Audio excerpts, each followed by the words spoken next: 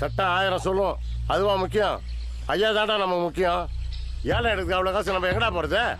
காலங்காலமா ஐயா விட தான் நம்ம கஞ்சி குடிச்சுன்றதை நீ மறந்துட்டியா? என்ன சித்தப்பா, உங்க ஐயா வீட்டில் நம்ம ஜனங்க சும்மா உட்காந்து சாப்பிட்டாங்க. ராப்பகலாம் உழைச்சதையா, பாம்பு கடி தேல் கடின்னு எல்லாத்தையும் தாங்கின்னு வேலை செஞ்சு நம்ம ஜனங்க வருஷத்துல 10-15 பேர் மரத்துல இருந்து வந்து கை கால் உடஞ்சது திரும்பியாவது பார்த்துருப்பாரா? ஏலம் எடுக்க ஒருத்தங்கிட்ட பணம் கிடையாது, நம்ம எல்லாம் சேர்ந்து தான் எடுக்கணும். அவங்களுக்கு பேசுற நீ யாருக்கு சொம்பு தூக்குறன்னு தெரியாதா? இதை மீறி ஏலத்தை அங்கே கொடுத்தீங்க, சட்டத்தை மீறிங்கன்னு கம்ப்ளைண்ட் கொடுத்துரும்.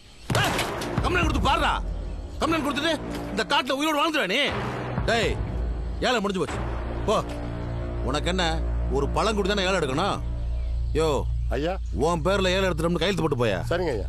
நெஞ்ச நிமித்திக்கணும்னா பயந்துருமா? நீ எல்லாம் எனக்கு ஒரு ஆளா? உனக்கெல்லாம் நான் நேர்மையாக நடக்க முடியாது போ. காட்டில் ஒண்ணுக்கு போறவன் மேலாம் கேஸ் போட்டு பணத்தை பிடுங்குறீங்க. இதான் லோன்னு ஓடுறானுங்க. ₹1 கிள்ளி கொடுத்துருப்பீங்க. உன் வீட்டில் வேலை செய்யறவங்களுக்கு இங்க கணக்காட்டி சம்பளத்தை கொடுக்குற. நீங்க எல்லாம் சேர்ந்து என்ன பண்றீங்கன்னு எங்களுக்கு தெரியாதா? ஏடா ஏடா எங்க திமிரா பேசுறீங்க?